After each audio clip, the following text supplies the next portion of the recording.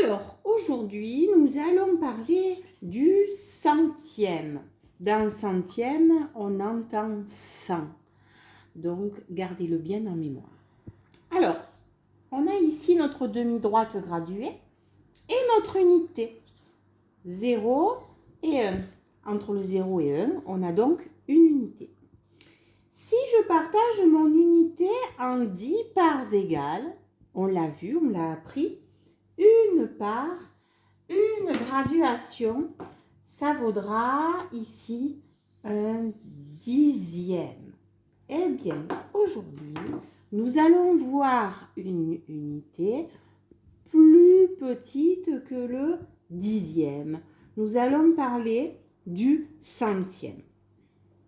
Si je partage mon dixième ici en 10 petites graduations égales, en 10 parts égales, une petite part, une petite graduation, ça vaudra un centième. Pourquoi est-ce qu'on dit que c'est un centième?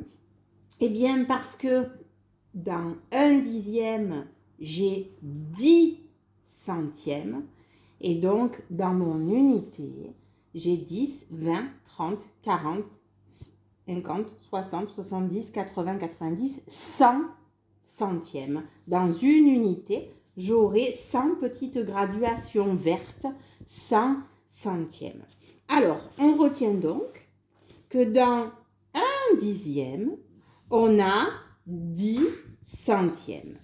10 petites graduations. Le centième étant donc 10 fois plus petit que le dixième. Alors, on va essayer de regarder sur l'axe le point A, ici. Le point A, en dixième, il vaut 3 dixièmes, puisqu'il y a 3 graduations. 1, 2, 3. Le point A vaut 3 dixièmes.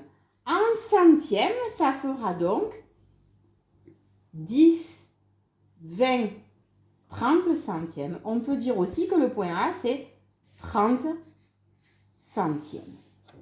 Pour le point B, on compte d'abord les dixièmes. 1, 2, 3, 4, 5, 6, 7 dixièmes. Et 1, 2, 3 petites graduations vertes, 3 centièmes.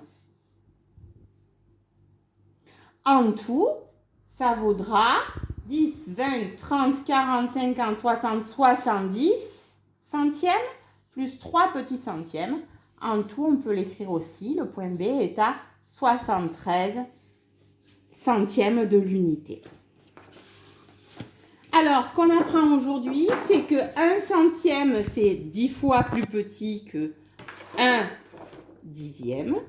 Et que ça s'écrit en nombre décimal, en nombre à virgule, ça s'écrit aussi 0,01.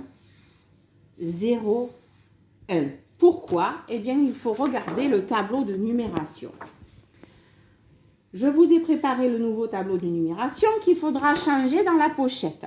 Qu'est-ce qu'on voit sur ce nouveau tableau de numération? On voit toujours les centaines, les dizaines et les unités dans la partie entière. Et derrière la virgule, on voit apparaître notre dixième, la colonne des dixièmes, et beaucoup plus petit, 10 fois plus petit, eh bien le centième. Voici la nouvelle colonne. Alors, 4 centièmes. Si je veux le transformer en nombre à virgule, eh bien, je me sers de mon tableau. 4 centièmes, j'écris le 4 dans ma colonne et je complète jusqu'aux unités pour faire apparaître les unités.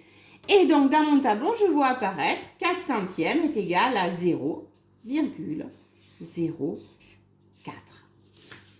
Pour 12 centièmes, eh bien, je mets le chiffre des unités ici dans la colonne qui correspond au centième.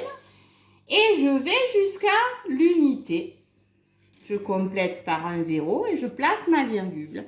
12 centièmes est égal à 0,12.